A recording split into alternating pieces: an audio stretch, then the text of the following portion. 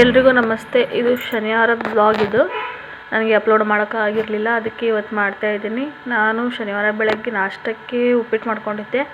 Vegetable ಉಪ್ಪಿಟ್ಟನ್ನ ಮಾಡ್ಕೊಂಡಿದ್ದೆ. ಅದಕ್ಕೆ tomato ಹಣ್ಣು, ಹಸಿಮೆಣ್ಸಿನ್ಕಾಯಿ, ಉಳ್ಳಾಗಡ್ಡಿ, ಕೊತ್ತಂಬರಿ ಮತ್ತು ಕ್ಯಾರೆಟು, ಆಲೂಗಡ್ಡೆನ ಹೆಚ್ಚಿಟ್ಕೊಂಡಿದ್ದೀನಿ.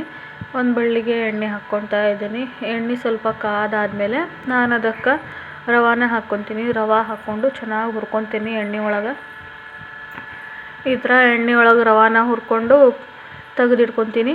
ತೆಗೆದಿಟ್ಕೊಂಡಾದ್ಮೇಲೆ ಅದ ಬಳ್ಳಿಗೆ ಎಣ್ಣೆ ಹಾಕ್ಕೊಂಡಿರ್ತಾನಲ್ಲ ಅದಕ್ಕೆ ಮತ್ತು ಉಳ್ಳಾಗಡ್ಡಿ, ಹಸಿಮೆಣ್ಸಿನ್ಕಾಯಿ ಮೊದಲು ಹಾಕ್ಕೊಂಡು ಬಾಡಿಸ್ಕೊಂಡು ಮತ್ತು ನಂತರ ಅದ ಕ್ಯಾರೆಟು, ಆಲೂಗಡ್ಡೆ ಹಾಕ್ಕೊಂಡು ಚೆನ್ನಾಗಿ ಬಾಡಿಸ್ಕೊತೀನಿ. ನಂತರ ಅದರಲ್ಲಿ ಟೊಮೆಟೊ ಹಣ್ಣು ಹಾಕ್ಕೊಂಡು ಚೆನ್ನಾಗಿ ಬಾಡಿಸ್ಕೊಂಡು ಉದ್ದಿನಬೇಳೆ ಹಾಕ್ಕೊಂಡು ಉದ್ದಿನಬೇಳೆನ ಚೆನ್ನಾಗಿ ಅದಾಗ ಫ್ರೈ ಮಾಡ್ಕೊಂಡಾದ್ಮೇಲೆ ಜೀರಿಗೆ ಹಾಕ್ಕೊತೀನಿ. ಸ್ವಲ್ಪ ಅರಿಶಿನ ಪುಡಿ ಹಾಕ್ಕೊಂಡು ಒಂದು 4 ಶೇಂಗಾ ಕಾಳನ್ನ ಕೂಡ ಹಾಕ್ಕೊತೀನಿ. ಹಾಕಿ ಚೆನ್ನಾಗಿ ಫ್ರೈ ಮಾಡ್ಕೊತೀನಿ.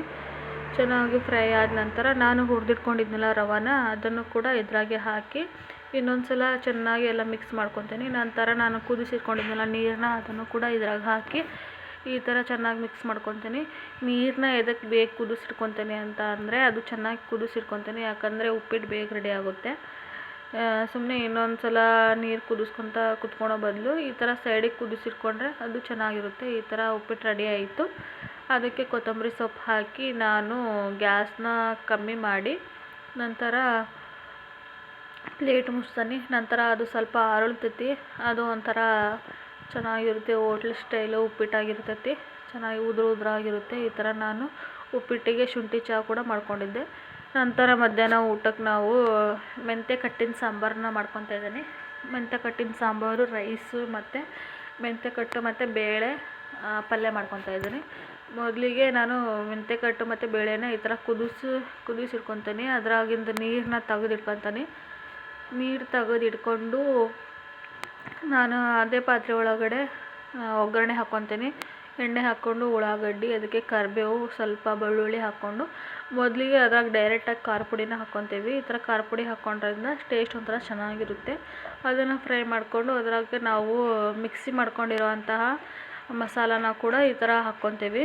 ಕೊಬ್ಬರಿ ಮಸಾಲಾನ ಕೂಡ ಈ ಥರ ಹಾಕ್ಕೊಂಡು ಬೇಕಾದಷ್ಟು ನೀರನ್ನ ಹಾಕ್ಕೊಂಡು ನಂತರ ನಾನು ಒಂದು ಬಳ್ಳೆಗೆ ಪಲ್ಯ ಮಾಡ್ಕೋಬೇಕಲ್ಲ, ಪಲ್ಯಗೆ ಕರಿಬೇವು, ಸಾಸಿವೆನ ಹಾಕ್ಕೊತಿದ್ದೀನಿ. ಒಂದು ಬಳ್ಳೆಗೆ ಎಣ್ಣೆ ಹಾಕ್ಕೊಂಡು ನಂತರ ಅದ್ರಾಗ ಕಟ್ ಮಾಡ್ಕೊಂಡಿರೋಂಥ ಉಳ್ಳಾಗಡ್ಡಿನ ಕೂಡ ಹಾಕ್ಕೊಂಡು ಉಳ್ಳಾಗಡ್ಡಿನೂ ಕೂಡ ಈ ಥರ ಚೆನ್ನಾಗಿ ಫ್ರೈ ಮಾಡ್ಕೊತೀನಿ.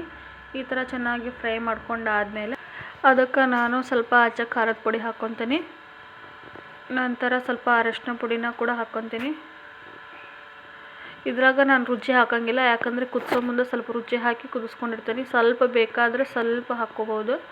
ಈ ಥರ ಹಾಕ್ಕೊಂಡು ಚೆನ್ನಾಗಿ ಮಿಕ್ಸ್ ಮಾಡ್ಕೊಂಡ್ರೆ ಪಲ್ಯ ರೆಡಿ ಆಯಿತು. ಅದನ್ನು ಸ್ವಲ್ಪ ಸ್ಟವ್ ಕಮ್ಮಿ ಮಾಡಿ ಹೀಗೆ ಸ್ವಲ್ಪ ಬೇಯೋದಕ್ಕೆ ಬಿಡಬೇಕು. ಈ ಥರ ನೋಡಿ ಪಲ್ಯ ರೆಡಿ ಆಯಿತು. ಇಲ್ಲಿ ಸಾಂಬಾರು ಕೂಡ ಕುದೀತಾ ಇದೆ. ಈ ಥರ ಒಂದು ಟೈಮ್ ಸಾಂಬಾರು ಮಾಡ್ಕೊಂಡು ನೋಡಿ. ಮೆಂತ್ಯ ಬೇಳೆ ಕಟ್ಟಿನ ಸಾಂಬಾರು ಇದು ತುಂಬ ಟೇಸ್ಟಾಗಿರುತ್ತೆ. ಈ ಥರ ಮಧ್ಯಾಹ್ನದ ಊಟ ರೆಡಿ ಆಯಿತು ನಮ್ಮದು. ಯಾವುದೇ ಕೂಡ ಟೇಸ್ಟಿಂಗ್ ಪೌಡರ್ ಯೂಸ್ ಮಾಡಿರಂಗಿಲ್ಲ ನಾನು ಈ ಊಟಕ್ಕೆ. ಇದೇ ನಾನು ಸಾಯಂಕಾಲ ನಾವು ಇವತ್ತು ದೇವಸ್ಥಾನಕ್ಕೆ ಹೋಗ್ತಿದ್ದೀವಿ. ಎಲ್ಲಿ ಹೋಗತ್ತಪ್ಪ ಅಂದ್ರೆ ಕೋಟೆ ಆಂಜನೇಯಕ್ಕೆ ಹೋಗ್ತಾ ಇದ್ದೀವಿ. ನೋಡಿ ನಮ್ಮ ಮಕ್ಕಳು ನಾವೆಲ್ಲರೂ ಹೋಗ್ತಿದ್ದೀವಿ. ನೋಡಿ ಕೋಟೆ ಆಂಜನೇಯ ಅಂದ್ರೆ ಅದು ಬೆಟ್ಟದ ಮೇಲಿದೆ. ಇದು ಫಸ್ಟ್ ಟೈಮ್ ನಾವು ಹೋಗ್ತಾ ಇರೋದು. ಅಪ್ಪ ಹೆಂಗೆ ಹೋಗೋದು ಅಂತಂದು ಹೆದರ್ಕೊಂತ ಇದ್ವಿ, ಯಾಕಂದರೆ ಆಲ್ರೆಡಿ ಟೈಮ್ ಆಗಿತ್ತು ಸಾಯಂಕಾಲ. ನೋಡಿ ತುಂಬ ಚೆನ್ನಾಗಿದೆ. ಹೋಗಿ ನಮಗೂ ಅಂತೂ ಖುಷಿ ಆಯಿತು. ಅಲ್ಲಿ ಯಾರೂ ಇರೋಂಗಿಲ್ಲ ಅಂದ್ಕೊಂಡಿದ್ವಿ, ಬಟ್ ಚೆನ್ನಾಗಿದ್ರು. ಅಲ್ಲಿ ಒಂದು 10 ಜನ ಏನೋ ಇದ್ದರು. ಅಲ್ಲಿ ಸ್ವಾಮಿಯರು ಕೂಡ ಇದ್ದರು, ಪೂಜೆ ಮಾಡೋರು ಅವರು ಕೂಡ ಇದ್ದರು. ಹೋದಾಗ ಹೋಗಿ ಹಣ್ಣು ಕಾಯಿ ಮಾಡಿಸ್ಕೊಂಡು ಎಳ್ದೀಪ ಹಚ್ಚಬೇಕಾಗಿತ್ತಲ್ಲ. ನಾನು ಒಟ್ಟು 5 ವಾರ ಎಳ್ದೀಪ ಹಚ್ಚಬೇಕು ಅಂತ ಬಿಡ್ಕೊಂಡಿದ್ದೆ. ಎಲ್ಲರೂ ಕೂಡ ದೀಪನ ಹಚ್ಚಿದ್ವಿ. ಎಳ್ದೀಪನ ಹಚ್ಚಿ ನನ್ನ ಮಗಳು ಕೂಡ ಹಚ್ತೇನೆ ಅಂತ ಆಳ್ತಾ ಇದ್ಲು. ನನ್ನ ಮಗಳು ಮತ್ತು ಇನ್ನೊಬ್ಬಳು ನಮ್ಮ ಮಗಳು ಅಂದರೆ ನಮ್ಮ ನಾದಿನಿ ಮಗಳು, ಅವಳು ಕೂಡ ಆಳ್ತಾ ಇದ್ಲು. ಇಬ್ಬರಿಗೂ ಎಳ್ದೀಪನ ಹಚ್ಚಿಸಿದ್ವಿ. ಈ ಥರ ಇದೆ. ಇಲ್ಲೆಲ್ಲ ಸುತ್ತಲೂ ಹೊಲ ಇದೆ. ಹೊಲದ ಮಧ್ಯದಲ್ಲಿ ಒಂದು ಬೆಟ್ಟ ಇದೆ. ಬೆಟ್ಟದ ಮೇಲೆ ಈ ಥರ ಕೋಟೆ ಆಂಜನೇಯ ನಿಂತ್ಕೊಂಡಿದ್ದಾನೆ. ತುಂಬ ಚೆನ್ನಾಗಿದೆ.